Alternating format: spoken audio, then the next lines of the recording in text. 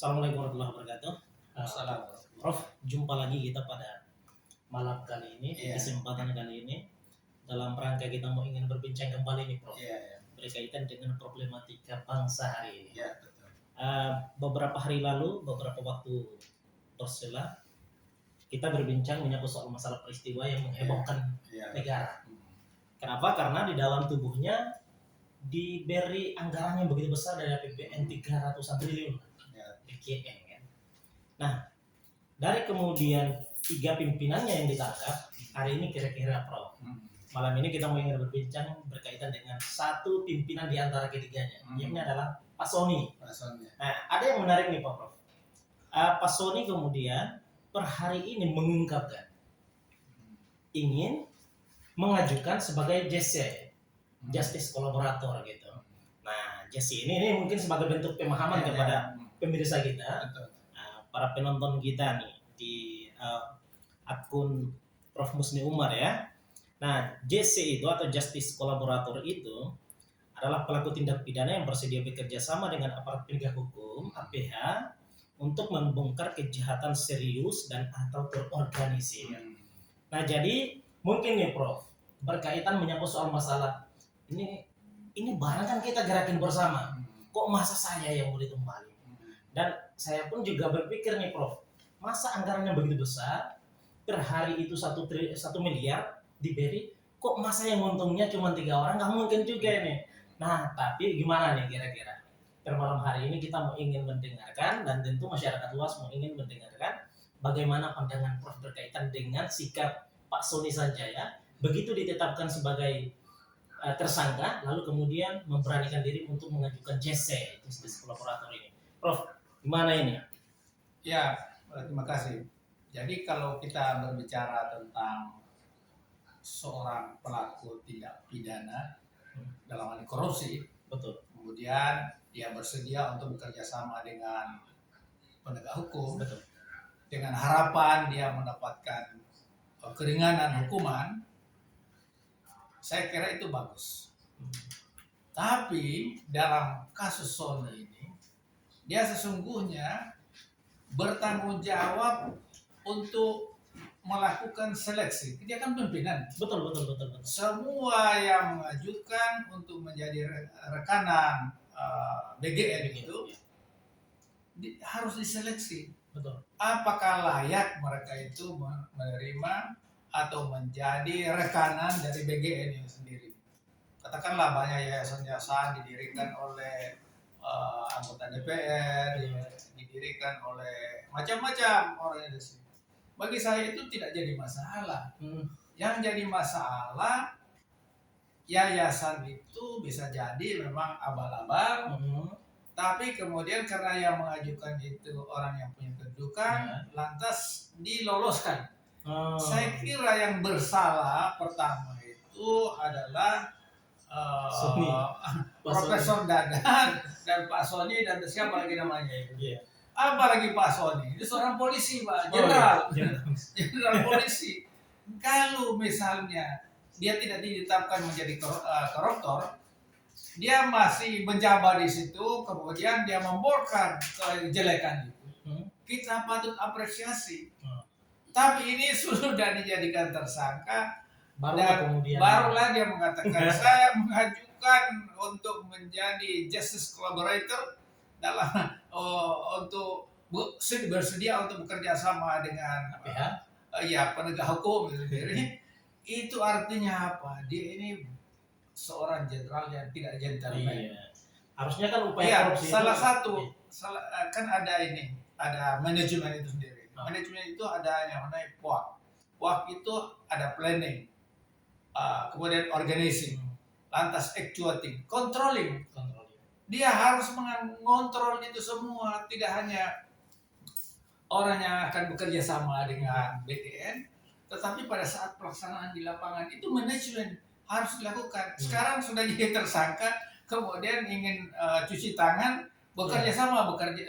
bersedia bekerja sama dengan aparat penegak hukum. Saya kira ini adalah salah satu cara untuk membodohi masyarakat dengan harapan dia orang baik. Ya.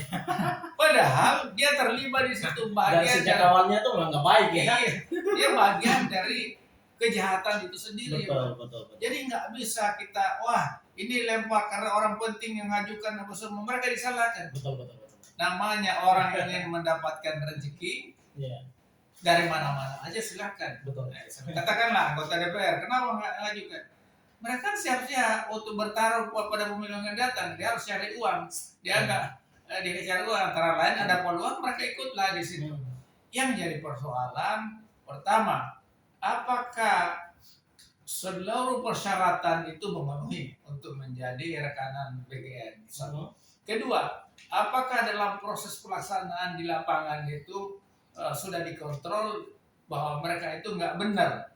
Nah, kalau semuanya itu bagus, kenapa harus dilaporkan? Ini orang-orang besar. Jadi sekali lagi ini melempar tanggung jawab dengan menyalahkan orang-orang yang ini ingin bergabung atau setelah bergabung menjadi rekanan BGN. Saya ingin ingatkan untuk mendirikan satu dapur itu tidak cukup 1 miliar, bisa 2 miliar, 3 miliar. Rakyat jelata mana punya uang seperti itu kan? Jadi ada investasi di situ dan yang bisa berinvestasi itu yang punya uang. Antara lain mereka itu yang disebutkan gitu ini. Rakyat jelata, mahasiswa, aktivis. Mana ada bisa bawa nggak bisa begitu. Mau makan sendiri saja nggak bisa tuh. Sendiri aja nggak bisa. Jadi saya berharap betul rakyat jangan dibodohin lah. Udah pokoknya Anda terima kesalahan Anda sebagai koruptor, tidak menjalankan tugas. Bisa jadi Anda tidak mendapatkan keuntungan pribadi situ. Tapi kesalahan karena ada melekat sebagai pejabat di situ, dan setiap pejabat itu akan diminta pertanggungjawaban, dan inilah masalah yang dihadapi gitu. Dihadapi. Jadi ini bukan menyangkut soal masalah mempermasalahkan langkah dia untuk menjadi bagian daripada justice kolaborator itu. Tetapi yang disayangkan adalah kenapa begitu sudah tersangka baru mau ingin menegakkan keadilan itu. Itulah yang kita tidak bisa terima, Pak. Kalau dia masih wakil di situ, wakilnya Profesor Dadan, kemudian dia melapor sama Profesor Dadan, Pak Ketua, ini banyak sekali tidak benar orang-orang besar datang ke sini. Saya mau mengundurkan diri, dan ketika mengundurkan diri kemudian akhirnya dia membongkar kejahatan sendiri. Kemudian jadi dia tersangka semua, saya siap untuk kita. Nah, karena dia juga bagian dari itu, kemudian itu ditangkap juga oleh aparat. Ini enggak ada, udah jadi tersangka, cuci tangan. Gimana negara ini? Berarti playing victim nih, playing victim. Ya. Untuk mengabulkan atau menghilangkan jejak. Dan seolah-olah orang baik, Pak. Dan meminta suaka. Agar putusannya diringankan. Diringankan. Jadi Profesor Dadan bagaimana posisi? Udahlah, terima itu atas kesalahan yang dilakukan atau kejahatan yang dilakukan. Dan yang paling penting nih dari peristiwa ini, masyarakat kita mengambil pelajaran agar kasus serupa ini tidak terulang.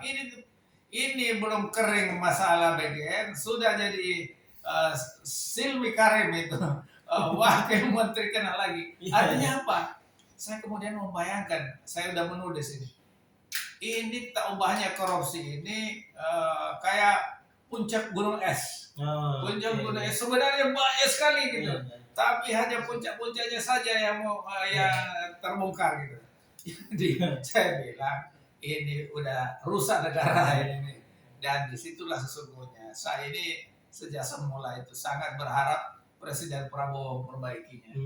Tapi ternyata orang-orang yang diangkat jadi menteri, jadi kepala BGN terlibat korupsi. Jadi padahal Prabowo sudah terus-menerus berbicara. Walaupun di Antartika tempatnya bersembunyi koruptor itu, saya akan kejar. Kejar ini justru anak buah yang diangkatnya gitu.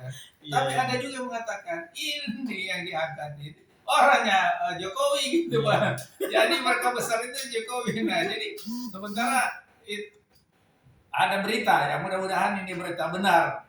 Berita benar bahwa yang mendapatkan apa itu kiriman uang gitu juga Jokowi katanya ini Jadi mudah-mudahan benar. Mudah-mudahan benar ya, saya menduga karena saya tidak punya bukti ya. Betul. Tidak punya bukti. Tapi ini pertanda rusaknya negara, orang sudah nggak berkuasa masih mendapatkan kiriman bukan kecil itu. 2 triliun itu bukan kecil lah Mas. Itu pertanda ini juga bahwa ini Profesor Dadan itu memang orangnya Jokowi, Pak. Disusupkan di situ. Bisa jadi. Ahli serangga jadi ngurusin badan gizi. Kekacauan lah. Memang sesuatu yang tidak masuk akal ketika kemudian mau ingin diselaraskan antara profesi yang dimiliki, misalnya ahli serangga, lalu kemudian mengurus masalah gizi. Kecuali yang diurus adalah gizi serangga. Gizi manusia. Jadi begini, ini salah satu kesalahan luar biasa sejak Jokowi dan bahkan juga sebelum-sebelumnya, apalagi termasuk di era Prabowo, mengangkat pejabat itu yang tidak sesuai dengan kepakarannya, sesuai dengan latar belakang pendidikannya. Inilah titik kerusakan. Bagaimana nggak rusak? Ambil contoh misalnya, Menteri Kesehatan diangkat orang dari ITB yang karirnya di perbankan. Bagaimana ceritanya? Apa nggak ada ahli kesehatan di sini? Ada lagi Menteri Kehutanan, Bapak dari mana tuh pendidikannya gitu? Jadi banyak sekali itu. Jadi inilah barangkali menurut saya kesalahan karena bagi-bagi kekuasaan. Kemudian tidak memberikan kekuasaan itu sesuai dengan kepakaran orang itu. Coba kalau semuanya kayak Yusril, dia memang ahli di bidang itu, diangkat itu boleh. Bidang ini diangkat itu sesuai dengan kepakarannya. Ini mengangkat sembarang saja orang yang tidak sesuai dengan kepakaran, akhirnya korban lah rakyat itu. Termasuk Profesor Dadan itu, dia ahli serangga, angkat jadi kepala bagian mengurus gizi. Itu contoh saja. Tentara juga bukan bidangnya, ngurusin macam-macam semuanya. Polisi juga begitu. Jadi bagaimana negara ini, Bang?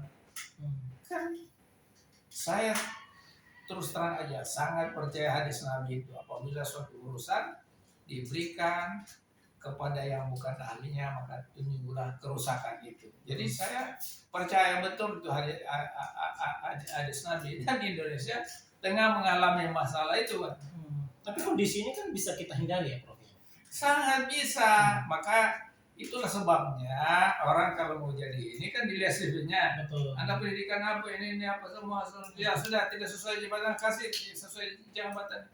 Itu fungsi manajemen itu sendiri, Pak. Agar kita tidak memberi kesempatan orang yang bukan ahlinya, yang kemudian menimbulkan masalah. Betul.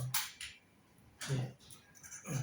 Jadi permasalahannya adalah pada sikap politik pimpinan ya, yang kemudian mengangkat anak buah itu tidak berdasarkan pada keahliannya. Iya. Ini mungkin karena faktor utamanya adalah menyangkut soal masalah yang tadi Prof sudah sampaikan, menyangkut soal masalah pembagian jatah-jatah politik yang sesungguhnya ini tidak didasarkan pada kebijakan politik substansi. Melainkan politik praktis. Nuansa-nuansa pemilu masih dihadirkan saat sudah selesai kan, selesai pemilu.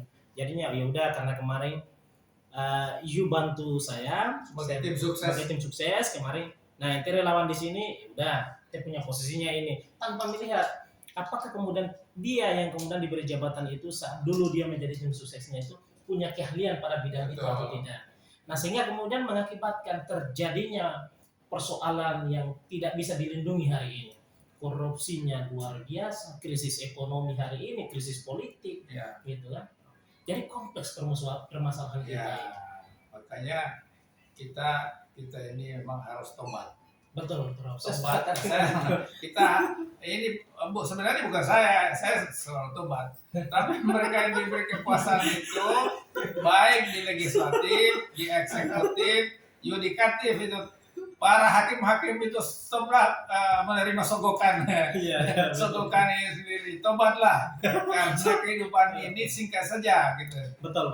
Singkat saja. Jadi dan pada saat Anda mati itu, Anda nggak bawa, betul. Walaupun punya 1000 triliun, Nah, 1 triliun, 2 itu nggak bawa mati sudah. Betul. Jadi hanya selembar kain saja yang Anda bawa itu. Jadi tobatlah.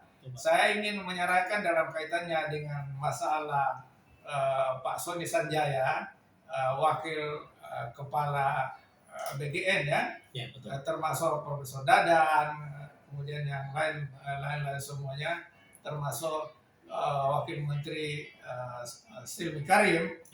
Ini pelajaran yang sangat penting, maka saya mendesak semuanya, termasuk Presiden Prabowo untuk tobat. Tobat, jangan lagi menyalahgunakan kekuasaan demi kebaikan bangsa dan negara. Kalau Anda terus melakukan begini, maka bangsa ini hanya menunggu bubarnya. Apa Anda mau kita bubar? Saya nggak mau kalau negara ini bubar.